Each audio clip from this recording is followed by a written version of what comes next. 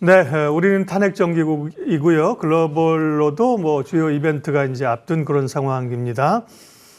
집중 분석 미중산업경제연구소 조용찬 소장님 함께합니다. 어서 오십시오. 예, 안녕하십니까? 네, 미국의 통화 정책도 궁금하고 뭐 중국도 이제 경기 부양에 대한 또 내년의 그림들도 많이 얘기가 됩니다. 일단 당장 이번 주 FOMC가 있는데요. 이번에는 25bp 인하가 거의 확실시되는 거죠? 네, 뭐 인하가 된다고 해서 리스크온 현상이 계속되지는 않을 것으로 보여지는데요. 네. 연준이 중시하는 PC 물가라든지 네. 소비자 물가 지수의 3개월 연율 변동치를 봤을 경우에는 3.9% 정도, 그리고 물가 상승 압력이 얼마나 센지를 보여주고 있는 6개월 변화율의 그 연율 환산치 같은 경우에도 2.9% 상당히 높은 수준입니다. 이 때문에 이제 앞으로 금리 인하와 관련된 폭이 크게 줄어들지 않을까 보여지는데요. 아무래도 물가 상승 압력을 잡고 있는 것은 지금 현재 그 주식시장의 개인들이 갖고 있는 158조 달러 정도가 되는 개인들의 그 자산들이 주식 상승으로 인해서 소비 심리를 계속 붙이고 있다는 거고요. 또 한 가지는 중국과 멕시코 그리고 캐나다한테 수입하는 그 소비재 같은 경우는 전체 한 40%, 중간재는 한 50% 된다고 합니다. 여기에 관세를 부과했을 경우에는 미국의 물가가 0.4%포인트 정도 높아지는데요. 이뿐만 아니라 이제 앞으로 관세를 그 무기화 쓰고 가능성이 높기 때문에 뭐 그렇게 봤을 경우에 세계 경제 블록화되면서 더 이상 미국인들이 싼 생필품이라든지 내구재를 중국으로부터 수입할 수를 얻게 될 것으로 보여집니다. 이 때문에 연준도 이번에 내년도와 관련된 점도표에서는 금리는 연 두 차례 정도 그리고 매파적인 성향의 발언들이 좀 나오지 않을까 보여집니다. 네. 앞서도 잠깐 이제 트럼프 취임이 한 달이 앞으로 다가와서 어떤 주식들이 과거에 이제 강했는지를 봤는데요. 트럼프 취임하고 나면 무슨 일이 먼저 벌어질까요? 보통은 뭐 취임 후 100일 동안의 변화들을 얘기하는데 트럼프는 트럼프인 만큼 뭐 취임 후 100시간 안에 뭐 여러 가지 일을 하겠다고 얘기를 하는데요. 가장 먼저 할 일은 뭘까요?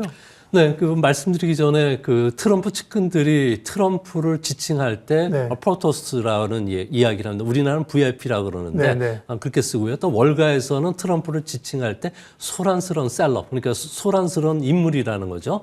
그런 만큼 취임 첫날에 트럼프 같은 경우는 여러 가지 대통령령으로다가 권한을 행사할 것으로 보여지는데요. 네. 첫 번째는 추가 관세 인상과 관련해서 중국, 멕시코, 캐나다에서 관세를 인상할 것으로 보여지고요. 두 번째는 불법 이민자에 대한 송환 문제, 국경 장벽 건설, 그리고 불법 이민자가 미국에서 출생한 자녀들 같은 경우는 출생주의를 폐기하고 시민권을 부여하는 것을 뺏는 이런 대통령에 서명할 가능성이 높습니다. 이뿐만 아니라 고위공무원도 속전속결로 임명할 것으로 보여지는데요. 대통령이 직접 임명할 수 있는 고위 관리들 같은 경우는 4천 명 정도가 되지만 트럼프 같은 경우는 인사 조치를 통해서 5만 명 정도로 늘릴 것이라고 합니다. 이것뿐만 아니라 파리 기후협정에서도 탈퇴하는 문제, 또 채굴 기업에 대해서 CO2 삭감과 관련된 규제도 크게 풀기 때문에 네. 앞으로 ESG 투자도 상당히 좀 위축될 가능성이 크지 않을까 보여집니다. 네. 또 지난번에 백악관 폭동 일으켰던 사람들 다 사면하겠다고 했고요. 네. 1월 20일 전후에서 주식을 가지고 있으면 상당히 변동성이 괴로울 것 같습니다. 그렇다고 다 버릴 수도 없는 얘기고요. 네.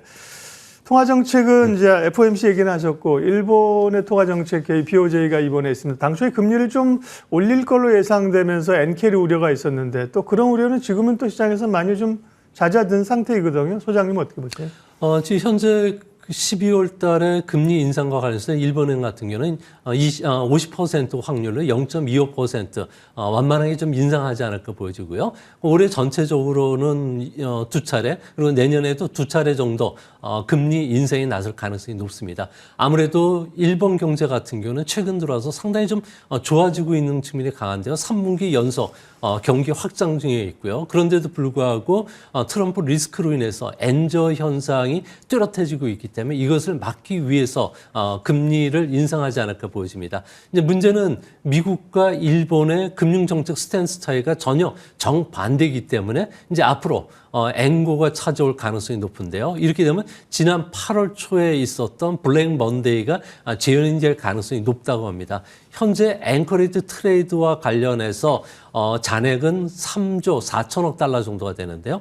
이 중에서도 언제든지 청산이 가능한 규모는 2,181억 달러 정도가 된다고 합니다. 이 자금들이 엔비디아를 비롯해서 최근 급등했던 하이테크, 금융, 테슬라 쪽으로 출회됐을 경우에는 조금 전에 말씀해 주셨듯이 주식시장의 변동성이 트럼프 취임을 전후해서도 크게 변화를 초래하지 않을까 생각이 듭니다.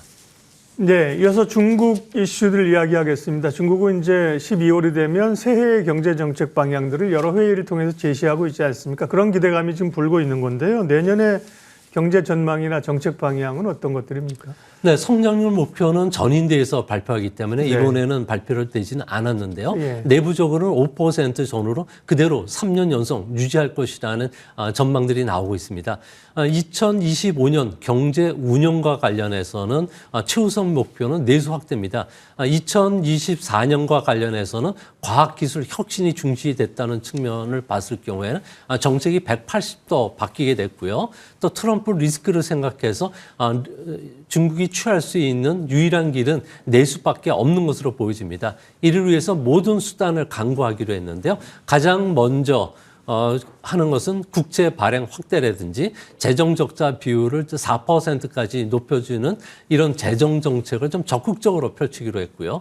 또 한 가지는 돈을 좀 푸는 정책을 이제 쓰기로 했다고 합니다. 이제 앞으로 금리뿐만 아니라 지준율도 낮춰줄 것으로 보여지고요. 또 무늬만 AI면은 은행을 통해서 엄청난 자금들을 풀어줄 가능성이 높지 않나 보여집니다. 이제 문제는 기업들 입장에서는 디프레이션 압력이 계속이 되는 상태에서 투자를 계속 이어간다면은 아무래도 공급 과잉 문제가 해소가 되지 않고 있기 때문에 뭐 유효 수요 자극 정책을 쓰더라도 중국 경제가 살아나기는 어렵지 않나 이렇게 보여집니다.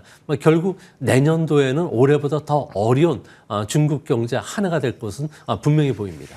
네, 중국이 사실 올해도 하반기 가을에 경기 부양에 대한 얘기가 나오면서 기대감이 많았는데 실질적으로 효과적이지 않을 거란 얘기가 많으면서요. 재미있는 표현이 있네요. 장마철에 비 내리는 식의 경기 부양이다. 이게 그러니까 효율적이지 못하다는 표현인 건가요? 이제 경기 부양책의 효과들 또 투자자 입장에서 좀 봐야 될 인사이트들 마지막으로 좀 정리해 주십시오. 네, 시장에서는 태풍과 같은 이런 예상치 못했던 변수들이 나와야지 투자 심리라든지 그리고 경제 운영에 큰 변화를 줄 수가 있는데 장마철에 비 오듯이 계속적으로 비가 쏟아진다면 우산만 들 뿐이지 누구도 개혁에 나서지는 않을 것으로 보여집니다.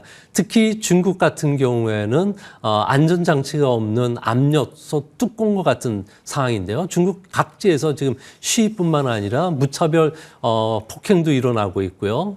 그렇기 때문에 중국 정부 입장에서는 유효 수요 자극 정책을 써야 되는데 문제는 고용 없는 생산 증가가 계속되고 있기 때문에 이런 수요 자극 정책을 써도 전혀 약발이 없다는 겁니다. 이 때문에 중국 정부 같은 경우에는 한 570조 원을 이제 설비 투자에 나서는다든지 인프라 투자, 고속 전철 투자를 하는데 내년도와 관련해서 가장 큰 변화는 AI와 관련된 투자를 늘리면서 디지털 휴먼 산업을 국가의 성장 엔진으로 삼을 가능성이 높다고 합니다. 현재 중국은 2억 3천만 명이 상성용 AI에 접근할 수가 있는데요. 네. 기계 번역뿐만 아니라 자율주행 자동차, 지능형 제도, 스마트 시티와 관련된 이런 사업들이 내년도 중국 경제를 뜨겁게 달굴 가능성이 높지 않나 보여집니다. 네, 미국과 일본의 주요 통화정책 회의를 앞두고 있고요. 중국의 경기 부양 얘기까지 집중 분석 미중산업경제연구소 조용찬 소장님과 함께했습니다. 소장님 고맙습니다.